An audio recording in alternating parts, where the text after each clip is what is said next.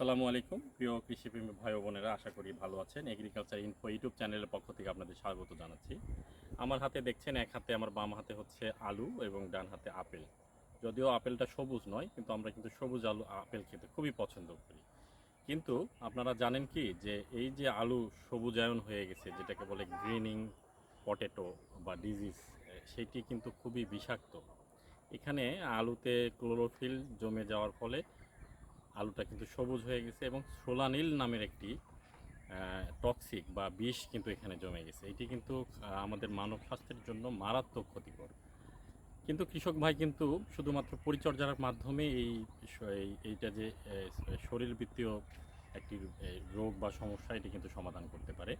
আপনারা জানেন, আমরা আলুকে 50 দিনের মাথায় বলি যে গোড়া ভালো করে শক্ত করে বেঁধে দেবেন এবং আপনাদের নালার মাটি বা বেডের মাটি উঠাই দিবেন। শুধুমাত্র সূর্যের তাপ লাগার কারণে মাটি ভেদ করে এই ক্লোরোফিলটার জন্য এই বিষাক্ততা তৈরি হয়েছে। আপনারা যারা আলু চাষ করবেন, অবশ্যই জমিতে আর্থিং আপটা ভালো করে করবেন বা গোড়ায় মাটিটা ভালো করে দেবেন।